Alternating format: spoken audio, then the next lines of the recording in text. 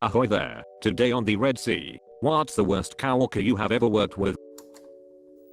Worked with a girl who would sometimes just lay on the floor and play on her phone. She would routinely flip out about something her boyfriend did and just start screaming curse words. Sometimes in front of customers. She was eventually fired for smoking weed while on the clock. My coworker likes to initiate conversations, then does long pauses where you go to say something back. Then he cuts you off and keeps talking. He has entire conversations almost entirely by himself. He also likes to make changes to my paperwork before it's turned in. Ends up riddled with spelling mistakes while he tries to make the content look smarter. Fortunately, it's all electronically stamped with who made revisions. Fast food. Third shift. The only other employee stayed in the bathroom doing blow. Context. I work in a hospital as a nurse's aide and my department focuses on transporting patients around the facility for tests and room changes. I work night shift and this person started their shift at 6 AM. There was this lady I worked with that just had the nastiest attitude. Normally I can get along with most folks, but this person just brought the whole room down with negative vibes. Nothing was ever good, and she always had bad shifts. One thing she did that upset a lot of people was take patients down for rays and leave them down there to return to our office. The big thing to remember here is that even the lengthiest rays take maybe 10 minutes at the very most. 5 minutes on average for the scans. Every morning we got rays to do, and I had to send her back down to return patients to their rooms after the ray technicians called right as she got back to our office. The instances of leaving patients were common, so I informed my boss several times in person and email. Apparently she had an attitude with every other department we worked with and never informed nurses that we were moving their patients. Big no when meds and vital signs need to be done. One day she had abandoned a patient in the waiting room when they were waiting for a ride home and told no one. So security had found a patient just sitting alone for 15-30 minutes without supervision. It took this and a year of recorded evidence for this person to finally get fired. When that happened, it's like a dark cloud lifted and a lot of people were relieved. Oh, and she tried to get various employees around the facility to sign a form to argue against her case. One person signed. I had a manager once who dumped trash on my desk my third day there. She said it was to remind me that taking out the trash was part of my job description. It was not. I was a research assistant at a mortgage firm. I had a manager once who dumped trash on my desk my third day there. She said it was to remind me that taking out the trash was part of my job description. It was not. I was a research assistant at a mortgage firm. Whoa. Had this same situation.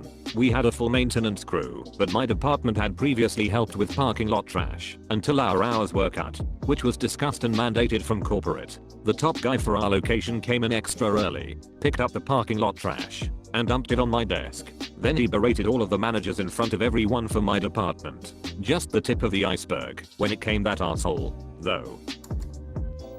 Not necessarily a coworker, but my old supervisor literally told me not to think, even if it's wrong, that I do things her way, and not to ask questions, because I should already know what to do. I had just gotten the position.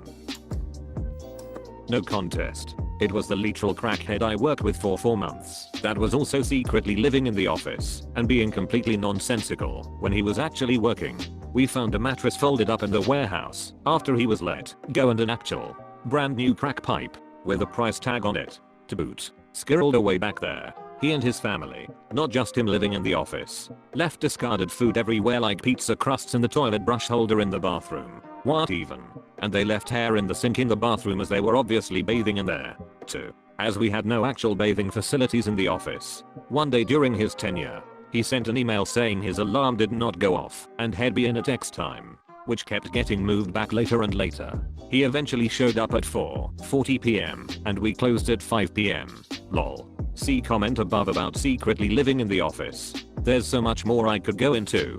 It was a wild 4 months. That's for sure. My worst coworker was one I worked with when I was a cashier at Walmart. She approached me and asked me to cash out her paycheck. I was still new at the job and never got training on how to do that function. She was sympathetic, so she walked me through how to do it. Transaction over and done. I go on about my day. I get called back a couple of days later by my managers and they circled me in an office and accused me of stealing. After tears, videotapes, and telling them what happened, they told me that apparently this coworker of mine had stolen not only from me, but several other people that day as well. They just wanted to confirm I was not in on the deal. Duck Walmart. and duck that ditch for almost getting me arrested. Hired a cook on a good recommendation. He was just fine the first 2 weeks. Then I noticed food going missing. Then supplies started going missing. Then a customer told me that he had been adding auto 30% tips his food purchases. When I looked at the books, I saw that he had been adding 30% tips to all the credit card sales, and the cash rings were off from what should have been sold. I fired him that day. The next day he came in and apologized. Said he was on drugs and was going to rehab. I wished him well. Then next day he tried to break in after close and was caught. Idiot. When I was an intern, there was this old shrew who would call people into her office. My cube shared a thin wall. Gossip. Then call those people in to tell them what was said, etc. She would try to frame people for malarkey she did wrong. She was so arrogant, and she refused to adapt to workforce modernization. Example, she refused to learn how to hyperlink in emails, documents, etc. A real ray of sunshine she was. I worked in childcare, and they had hired a new assistant/trainee teacher for my room. Each room has 2 teachers. She just constantly argued about the dumbest malarkey, and always tried to argue with me about both company and state childcare policies because that's dumb. Also was late every day her first week there. It all just started adding up until I was changing diapers and she was holding a 2-year-old child on her lap. I see a child biting another child and say you need to go help them as I have a child in the middle of a very explosive poopy diaper change up on the changing table and cannot leave him there obviously. She does not get up. I repeat it, and she says well I have this kid on my lap, so I say take him off your lap. She responds headstrong like this grown-ass adult is unable to move a 2-year-old off her lap because of some weird super strength. Then the child bites the other child again and at that point I'm mad and tell her to get up and help them now. She then proceeds to say so what? I have to watch these 4 kids while you just have one up on the table? Like I'm somehow supposed to have multiple children on the table at once to make her job of sitting on the floor making sure kids do not get bit twice in a row easier. And our ratios were 4:1 anyways. I finished my diaper change, stuck my head out the door to my supervisor and told her get this lady out of my room and they did after and wrote her up. After reviewing the footage of the incident, she was fired for no call no showing the next week. I have worked with a lot of idiots in childcare, but she was so malarkey in such a short amount of time. I have worked a lot of factories, but one I worked at was mainly for felons. The pay you complete malarkey and work you so hard it tears you body and mind up. I just graduated high school and it was my second factory, so I did not know any better. One guy I work with, we nicknamed Big Matt since we already had another Matt. Well, Big Matt was a big fan of crystal and steroids, so the dude was absolutely jacked. But this 35-year-old lived with his mom. He said it had to do with him being a kid and walking and her being raped, and ever since then he never wanted to leave her alone. At the time I thought wow, that would explain the substance abuse. He just wants to be strong to protect her. Well, I was a ducking idiot. 2 months later, Big Matt and 2 coworkers did not show up. So I asked the supervisor what happened, but he did not know either. Next day one of the coworkers came in and told us that all 3 had been arrested because after buying an O of weed, Big Matt's mom called the cops on them. So before the cops showed up, Big Matt, a 6-foot-some-odd-inch buff meth head, beat his mother within an inch of life for calling the cops on him. Next day I looked him up, and sure enough he was booked in a local prison. Suppose that has to be the worst coworker out of all the ones I faced. This is about 15 years ago, but the office I worked in instituted a scent-free policy. One woman, who was already insufferable, was so offended by it that she snuck in her perfume collection. She'd walk down the halls and spray perfume into empty offices or cubicles when no one was looking, or before everyone arrived in the morning. This went on for well over a month or 2, and we had no idea who was responsible. My coworkers and I started referring to this mysterious person as the Channel Bandit. She was finally caught on camera in the act. She'd left for 3 weeks vacation and was unaware that we had installed cameras after a break-in. Some of us already suspected her, as the Channel Bandit mysteriously stopped spraying while she was away. She quit right after she was caught. None of us were sad to see that cedar-scented psycho leave. He would walk in every day like it was his first day with no memory of anything we showed him the previous day. He was only focused for the first 30 minutes, then the rest of the time would be on his phone and try to work with one hand, which is bad because I work in a restaurant. Cannot cook with one hand, but that did not stop him from trying. Then one day he just stopped showing up for like a week, then was confused when he came back and was fired. Edit. I'm not sure if he had memory issues or anything like that. At least he did not tell us or the owner. He did however like to talk about how easy our job was because he'd had 4 other restaurant jobs before this one. He was only 19.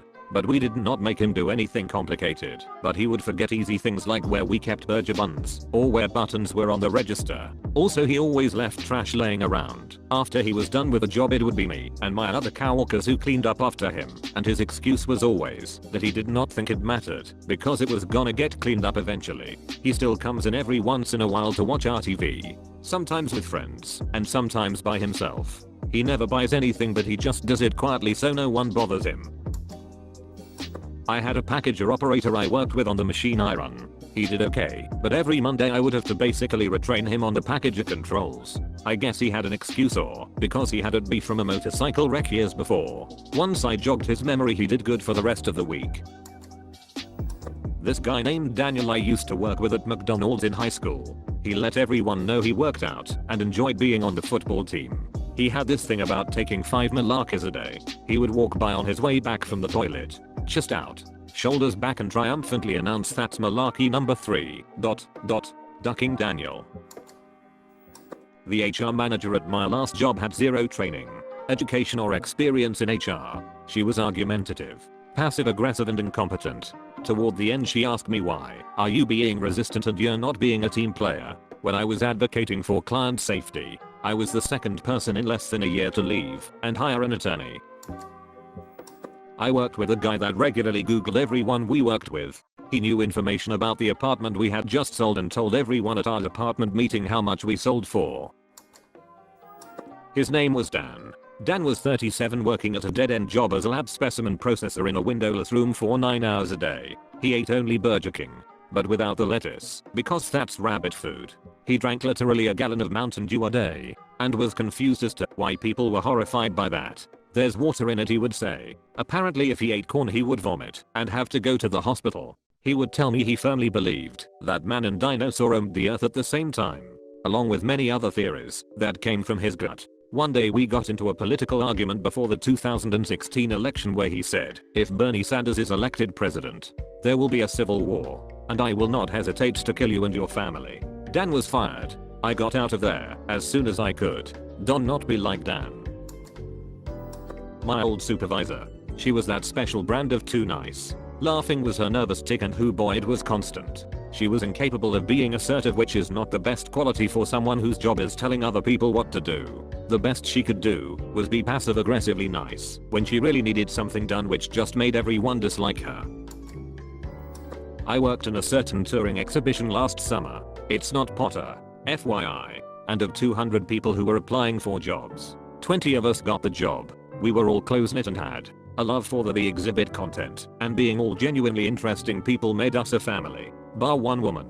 She thought she was the world's biggest star for having a 3-second cameo on GOT, and sent harassing messages and calls to many of us. She sexually harassed a lovely guy on the shop team who had no interest, undermined the bosses constantly, talked back, was rude to customers. When she thought we talked about her behind her back she got defensive and spiteful. We did not. One day she got knocked back for good by the shop guy, and for some reason decided to take it out on me. Started slabbering about me around to every other co-worker, but never to my face. She called me a white snake. Now, I'm albino and my hair color got me seriously bullied in school along the vein of her insults. So her name calling was very hurtful. I had enough and took it to HR, and she was fired for her actions. I could go on, but she does not deserve any more thought. Unfortunately it is the end of the video, but do not worry, there are many more coming. Like and subscribe for more videos from the Red Sea. Thanks for watching.